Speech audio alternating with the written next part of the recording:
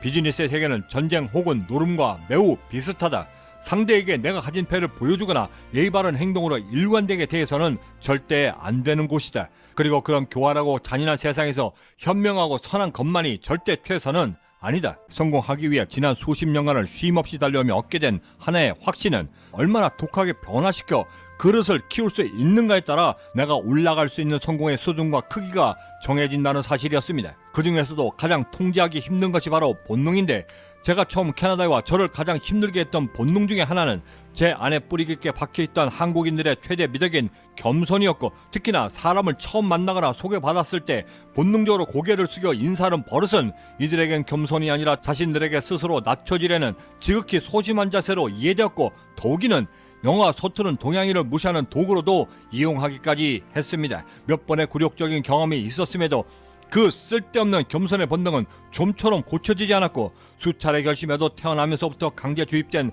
겸손에 대한 생각과 습관, 그리고 수시로 튀어나오는 그 쓸데없는 겸손들의 행동들을 고쳐내기가 여간 쉽지 않았습니다. 그 겸손의 본능을 반드시 고쳐냈어야만 했던 주된 이유 중에 무시당하지 말아야겠다라고 하는 마음도 물론 있었지만, 더욱 중요했던 것은 돈과 직접적인 관련이 있었기 때문인데, 특히나 사업장을 운영하며 맞닥뜨리게 되는 각양각색의 인종들을 상대하며 나도 모르게 뿜어져 나오는 겸손의 미덕은 애초부터 기싸움에서 밀리는 꼴이 되었고, 이는 곧 가격을 결정하는 중대한 상황과 더욱이는 내가 원하는 수준의 품질을 유지하고 이를 꾸준히 공급받을 수 있는 상황을 유지하는데도 막대한 영향을 끼쳤기에 더더욱 절실했습니다. 하여 내 사업장의 평판을 유지하기 위해서라도 반드시 고쳐야만 했던 그 겸손의 본능은 가장 먼저 사람을 무조건적으로 배려하고 존중하려는 마음부터 고치지 않으면 안 되었고, 수십 번의 결심에도 나도 모르게 튀어나오는 그 겸손의 버릇을 고치지 못해 거의 마지막으로 선택했던 필살의 방법으로 집을 나갈 때 반드시 마주해야만 하는 현관문과 변기 앞 벽면, 그리고 회사에 도착하여 가장 오랜 시간 머물게 되는 모니터 앞, 제 자동차 내부에 이르기까지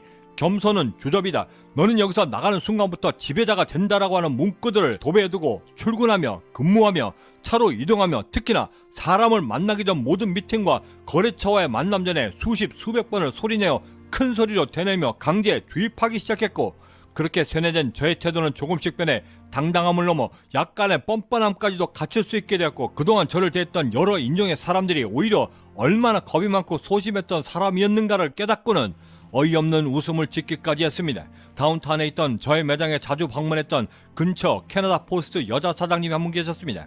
가족과 친지 그리고 자신에게도 선물을 자주 하셨던 매우 보기 드문 호인이셨는데, 어느 날 제게 고민 하나를 꺼내놓으셨습니다.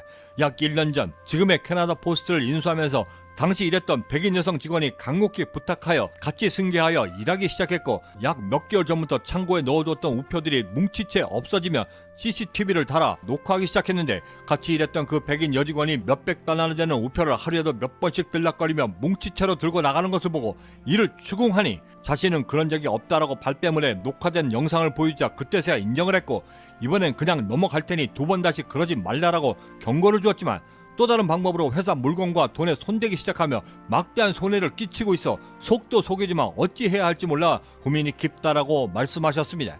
이에 저는 그분께 우선 무턱대고 사람을 믿는 좋은 성품과 사람에게 싫은 소리 못하는 그 마음의 본능부터 먼저 고치시라 권유드렸고, 저의 매장에서 일하던 직원을 통해 캐나다 포스트에서 일하던 그 백인 직원이 그렇게 빼돌린 돈으로 콘도까지 계약했다는 말을 전해드리며, 얼마 되지 않아 결국 그 성품 좋으신 사장님이 자신의 그 친절했던 본능을 고치지 못하고 환경을 극복해내지 못한 채 그 사업을 접으셨다는 소식을 듣게 되었습니다. 얼마 전에 발견한 제 오래된 노트에 언제 어디서 발췌되었는지 모를 글은 이렇게 이야기하고 있었습니다.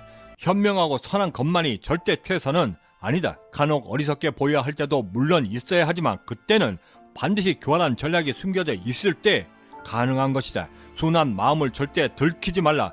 비둘기의 순수함과 양의 연약함이 오히려 사자와 여우가 사는 세상에서는 항상 이용만 당하게 된다.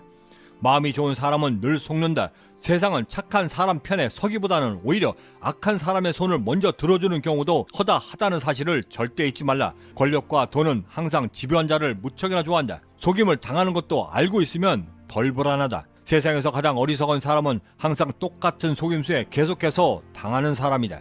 그리고 그 똑같은 실수를 두 번 하는 사람에게 성공의 기회란 절대 찾아오지 않는다. 사자와 여우가 득실거리는 세상에서는 영악하고 이해타산이 빠른 사람이 오히려 앞서가는 것이 당연할지도 모른다. 운명의 신은 모험적인 사람들을 오히려 더 사랑하고 더 흠모한다. 다가오는 것에 대한 불확실성에 과감하게 도전할 줄 아는 삶이야말로 성공에 이를 수 있는 가장 빠른 지름길임을 절대 잊지 말라. 마지막으로 우연히 보게 된 F1 본능질주 시즌1에 나왔던 대사들의 저의 경험을 약간 얹어 각색해 소개해드리며 마칠까 합니다. 경제적 자유민은 행복한 부자를 꿈꿉니다. 보통 사람들의 평범한 꿈들이 모여 비범해질 수 있도록 함께 만들어 나가는 비전 공동체 채널이기도 합니다. 구독과 좋아요, 알림 설정은 그 거대한 꿈을 시작하실 수 있는 아주 작은 실천의 시작이 될 것입니다. 여러분들의 성공적 하루를 진심으로 응원합니다. 저는 이만 여기서 먼저 인사드려야 할 것 같습니다. 그 어디에 계시든 성공의 한 걸음 더 다가서시는 하루가 되시길 진심으로 바라고, 저는 내일 아침에도 따뜻한 커피 한 잔과 성공 영감을 들고 다시 찾아뵙겠습니다. 지금까지 경제적 자유민이었습니다. 감사합니다. 포뮬러 1을 왜 피라냐 클럽이라고 부르는지 알아? 하도 물어뜯고 공격해서야. 그래서 어떤 때는 오히려 상어하고 수영하는 게 더 낫겠다 싶을 때도 있어. 그들과 경쟁하면서 내가 정말 이곳과 맞는 사람인가, 내가 그런 역량을 충분히 갖고 있는 사람인가라고 생각 들 때도 있어. 그럴 때면 내 스스로가 이렇게 생각해.